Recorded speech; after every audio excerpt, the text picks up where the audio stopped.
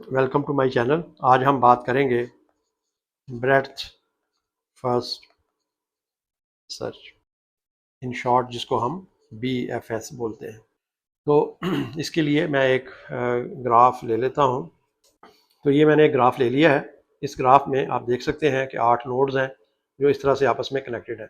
तो breadth first search का मतलब ये है कि हम इन नोड्स को एक ख़ास तरतीब से सर्च करेंगे, और वो जो ब्रेड्थ फर्स्ट सर्च है उसका मतलब ये है कि हम नोड 1 से नोड 2 में जाएंगे, नोड 2 से नोड 3 में जाएंगे, then we move on to node number 4, node 4 से नोड 5, 5 से 6, 6 से 7, और फिर आखिर में नोड नंबर 8। तो इस तरह से हमारी ये जो सर्च है, इसमें जो हमारी नोड्स की तरतीब बनेगी वो बनेगी 1, 2, 3, 4, 5, 6, 7 और 8। अब मैं ये एक्सप्लेन करूँगा कि ये जो प्रोसेस है इसको हम, यानी जो इसका एल्गोरिदम है वो कैसे इसको हैंडल करेगा। आमतौर पे इसको दो तरह से किया जाता है। एक तरीका ये है कि हम एक ये जो नोड्स हैं इनको कलर कर दें, यानी जब कोई भी हमने कोई विज़िट नहीं किया किसी नोड को, तो उस जो अनविजिटेड नोड है उसको हम वाइट कर लें, और वो नोड जो फर्स्ट टाइम विज़िट हुई है, जो विजिटेड है, उसको हम ग्रे कलर कर दें। और फिर जिस नोड को हमने एक्सप्लोर कर लिया है, एक्सप्लोर का मतलब ये है कि जिसके सारे जो एडजेसेंट नोड्स हैं वो भी हम विज़िट कर चुके हैं, तो उसको हम ब्लैक कर दें। तो ये जो मेथड है, इस मेथड से भी हम ये एल्गोरिदम है इसको इम्प्लीमेंट कर सकते हैं कि यानी हम हर नोड का एक कलर उसको असाइन कर दें।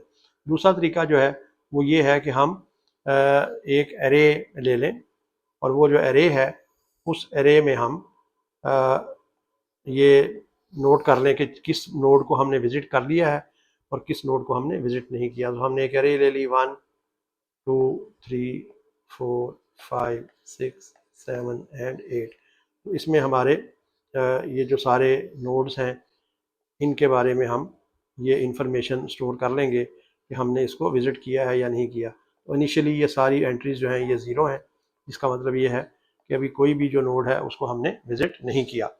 अब हम एक और डेटा स्ट्रक्चर ले लेंगे विच इज़ दी क्यू, और क्यू में हम ये डिटरमिन करेंगे कि कौन सी नोड जो है वो एक्सप्लोर हो चुकी है।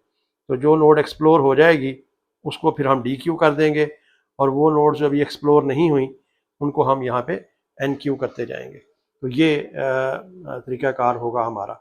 अब फ़र्ज़ करें कि हम नोड नंबर 1 से स्टार्ट करते हैं। तो सबसे पहले हमने यहाँ नोड नंबर 1 को इस क्यू में पुश कर दिया। इसको हम चूँकि विज़िट कर लेंगे तो यहाँ हमने 1 लिख दिया, सो u इक्वल टू 1। अब इसके जो दो एडजेसेंट नोड्स हैं वो हैं 2 और 3, जैसे कि आप डायग्राम में देख रहे हैं।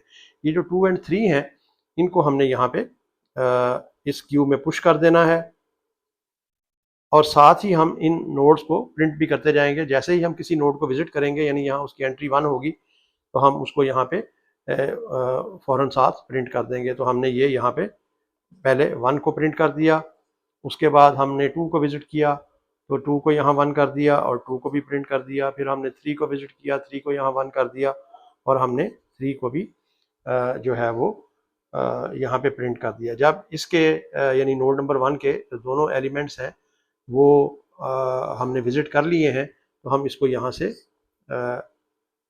डी क्यू कर देंगे, यानी 1 यहाँ से निकल जाएगा।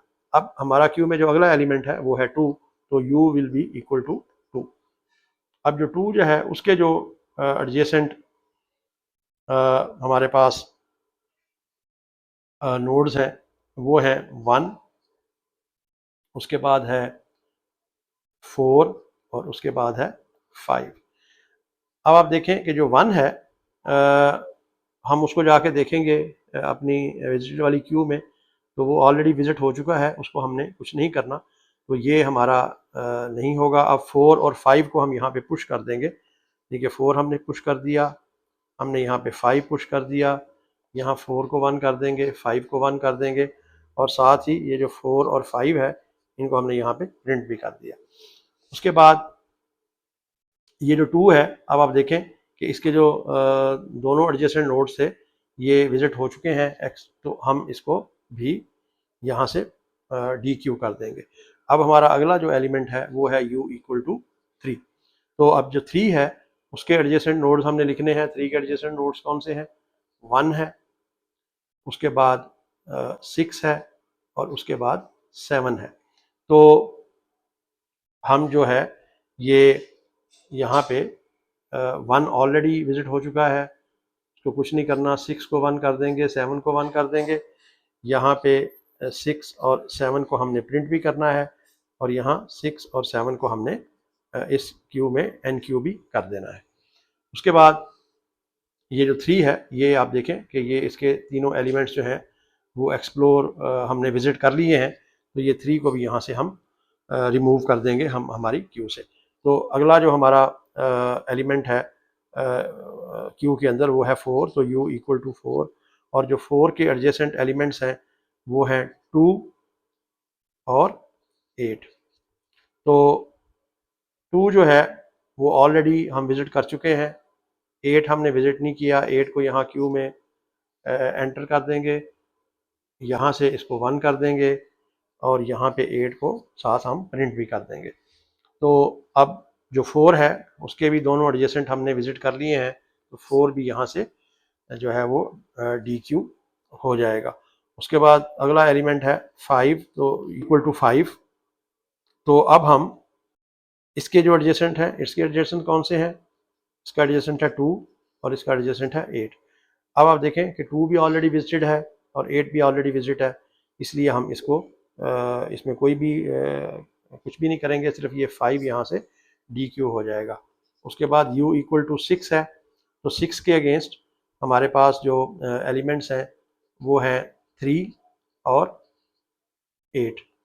अब 3 भी विजिट हो चुका है, 8 भी विजिट हो चुका है, तो इसका मतलब है कि 6 भी एक्सप्लोर हो गया, तो 6 भी यहाँ से पॉप हो जाएगा।